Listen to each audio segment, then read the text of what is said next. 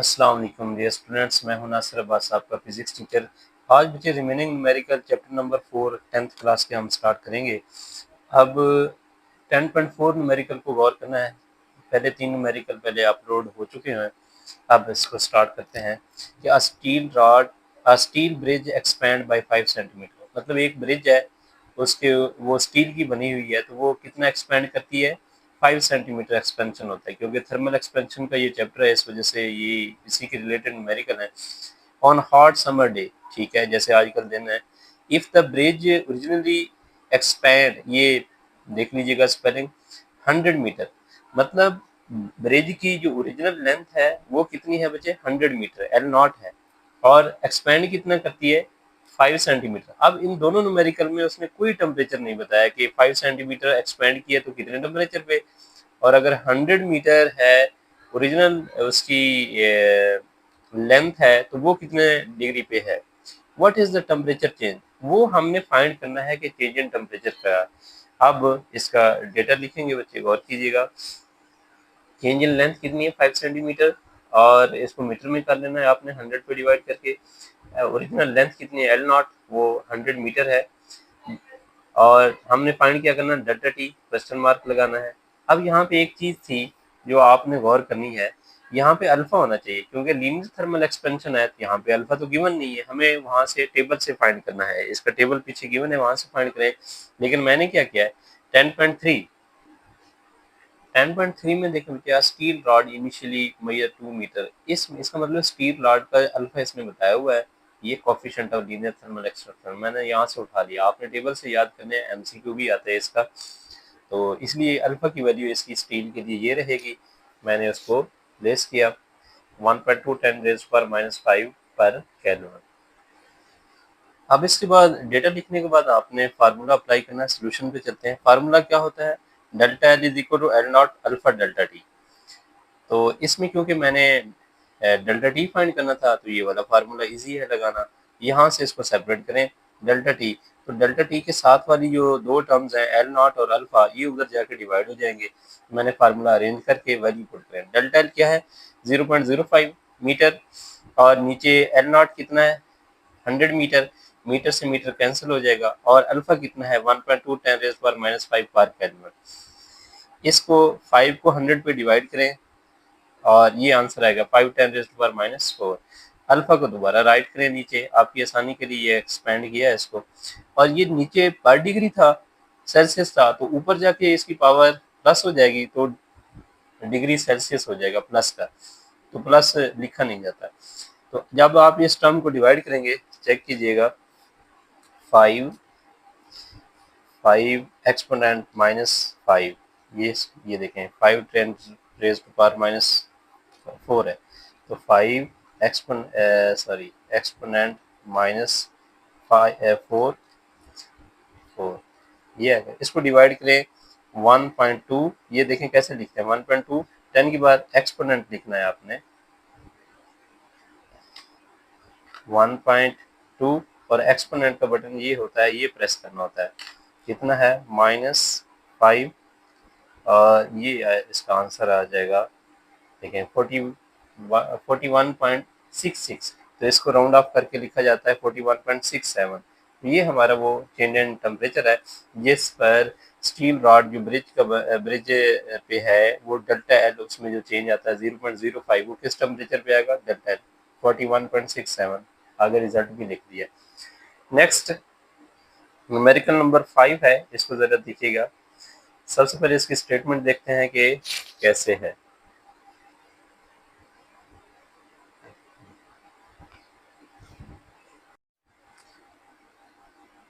बस numerical number 5 में देखें, how much heat is required, Q find करना है to raise the temperature of 2 kg iron बार।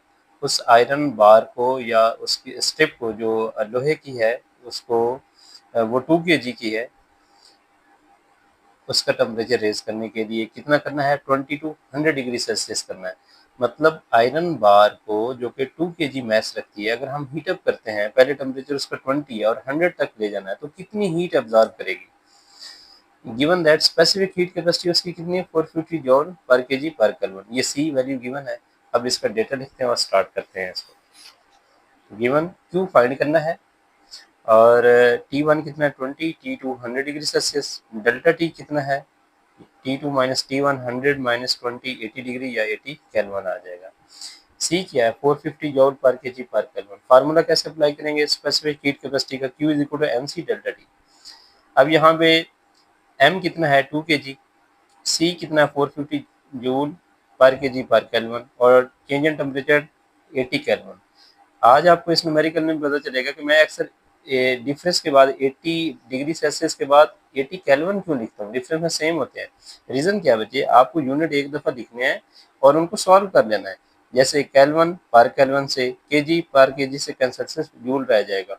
आप इन सबको मल्टीप्लाई करें तो आंसर क्या आएगा 2 मल्टीप्लाइड बाय 450 मल्टीप्लाइड बाय 80, ये 72,000 आ गया। तो 72,000 जूल एनर्जी है या 72 10 की पावर 3 जूल, और 10 की पावर 3 क्या होता है क्या किलो, तो 72 किलो जूल एनर्जी आएगी। उस आयरन बार को जिसका मैस 2 kg है, कितनी हीट रिक्वायर्ड होगी 72 के जूल या किलो जूल भी पढ़ सकते हैं। नेक्स्ट बच्चे 10.6 देखते हैं। 10.6 में क्या है कि how much heat is required, फिर क्यों फाइंड करना है आपने, मेल्ट 500 ग्राम ऑफ आइस, मतलब हाफ के जी आइस है उसको मेल्ट करना है। साधार मेल्टिंग पॉइंट इसका 0 डिग्री सेल्सियस है, into water at 0 degree Celsius. Latent heat of fusion कितनी है 3.36 10 की पावर 5 जॉल पर केजी।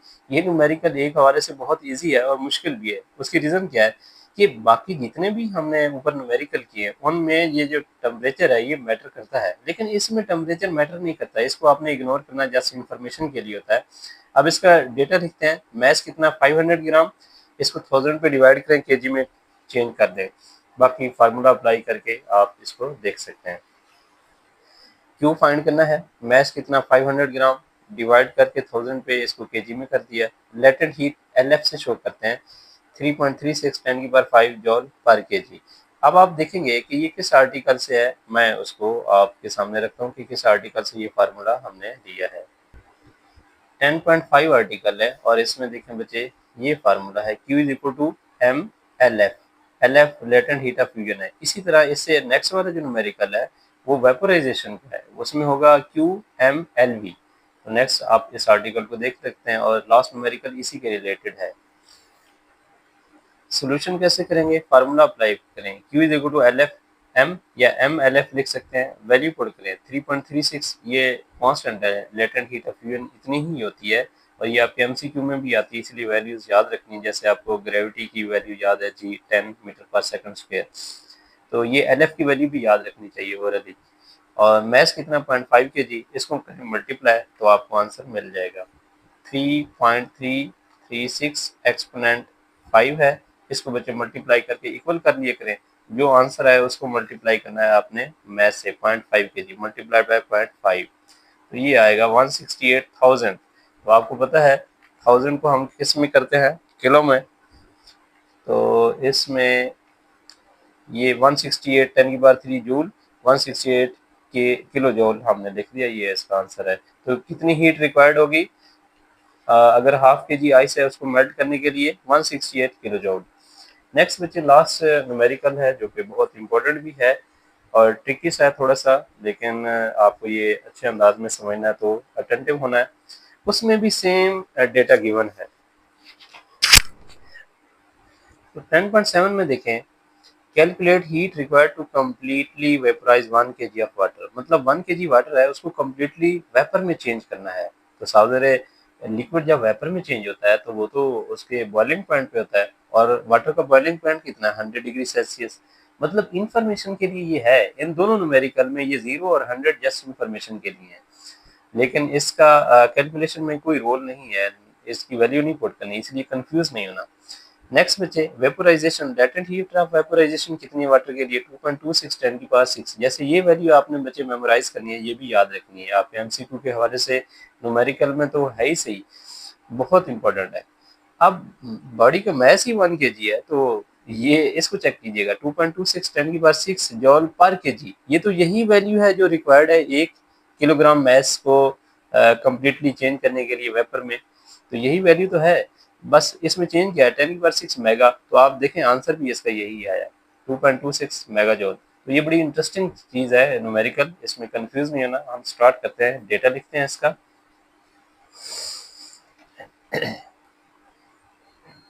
क्यू कितना है फाइंड करना है, मैस कितना है 1 kg।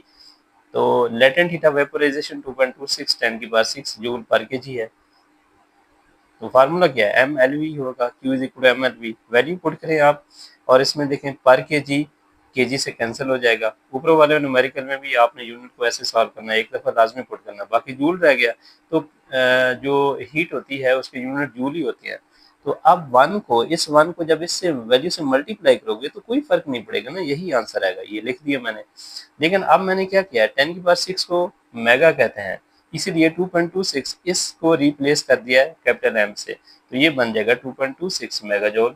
तो ये है वो एनर्जी जो 1 kg वाटर को वेपर में चेंज करने के लिए रिक्वायर्ड है। तो इसलिए रिजल्ट लिखूंगा, heat required to vaporize 1 kg water is 2.26 मेगाजोल।